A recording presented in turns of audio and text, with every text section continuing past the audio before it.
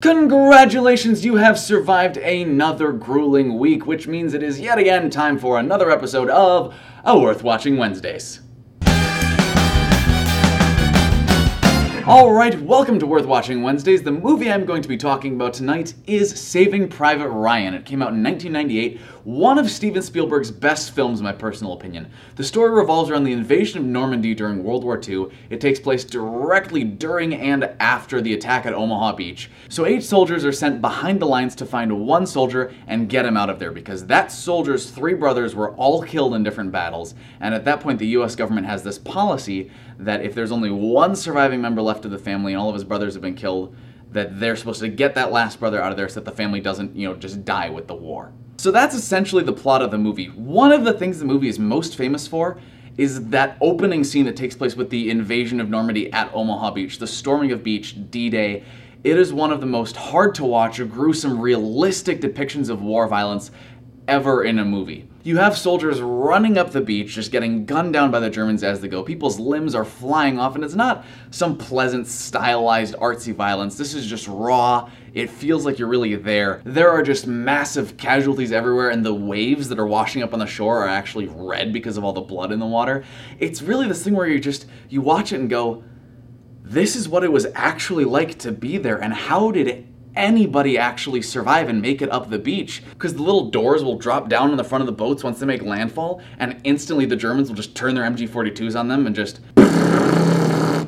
everyone in that boat is just torn to shreds, and none of them even stepped foot on the beach. It's one of those rare movie moments where you go, wow, this is really doing justice to the horrificness of the subject matter at hand, and it's really putting you in the place of the people who are in that terrible, terrible situation. Moving beyond the opening sequence of the movie, you're following these 8 soldiers led by Tom Hanks. And Tom Hanks, I think, does a fantastic job in the movie. He does a great job of just portraying sort of that fragility, but also that strength of someone who is leading these soldiers as a captain in World War II, and that he's dealing with a lot in his head, and you get to see these little scenes where he's kind of just by himself on his own private time, and he's really struggling with it. His hand is shaking and he can't stop it. But he's leading these people, and he's very strong as a leader. He knows what he's doing. He's smart, he's intelligent, he's getting these people through these situations the best that he can do. Another one of my favorite characters in the movie is Sergeant Horvath, played by Tom Sizemore. He's second in command under Tom Hanks' character, and this guy is just a walking tank. He's just big, he's burly, he has this really wry sense of humor. He's very stern with most people. The guy at one point in the movie is fighting a German soldier. They both run out of bullets. He proceeds to just take his helmet off and throw it at the guy, and this is after he's been shot 2 or 3 times. He's just a walking tank. The movie does a really good job of taking this ensemble cast and making you care about each and every one of them by giving them their own little backstory, their own little interactions, who they like and don't like within the group, because not everyone in the group gets along, not everyone meshes very well, and that's shown really well in the movie. And again, it's one of those realistic depictions of what soldiers are like, because in a lot of war films, it's like, you guys are all on this team, you're all brothers, and you're all gonna love each other, and etc., etc., etc. A lot of the people in this movie don't like each other. They butt horns, they don't get along well, they're arguing.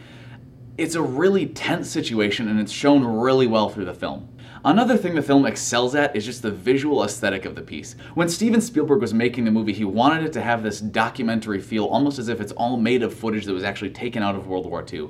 So the color palette is really muted. It's a lot of grays and greens and blues and a lot of color like that. They also actually invented a device for the movie that would jar the lenses out of place during some of the shots, so that when you've got explosions going off and stuff, there'd be these different flares and streaks of light entering the lens along with that to give it really more power and grit and make it feel like just everything is falling apart.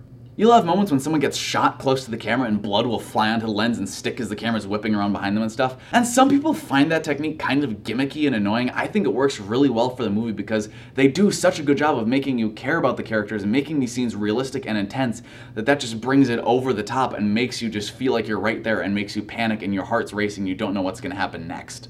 And another really interesting factoid about the movie is that the concept that the whole movie is based on, the fact of, if someone's brothers have died in war and stuff and they're supposed to take them out, that concept actually came from a group of brothers named the Sullivan, who were all on a warship together, and the warship was sunk, and that made the army have a rule that if there are any siblings serving together, they have to be put in different divisions in different areas of the world to lower the risk of an entire family being completely wiped out. So the movie as a whole is really well done, it's incredibly well shot, well acted, and it really does justice to all of the horrors that World War II vets have seen and all of just the trauma and disturbing things they'd have to go through. So on a scale of 1 to 10, I would give the movie a 9 out of 10 because I think it's one of the best war movies of all time, one of Steven Spielberg's best films, and it's just a really great movie to sit down and watch and try to get through and just see even just a shred of the terrible hardships that some of the World War II vets have had to endure. Alright, so thank you for watching this episode of Worth Watching Wednesdays. Leave a like, subscribe to see more, leave a comment down below what you'd like me to review next, and I will see you next week. Thanks. Bye.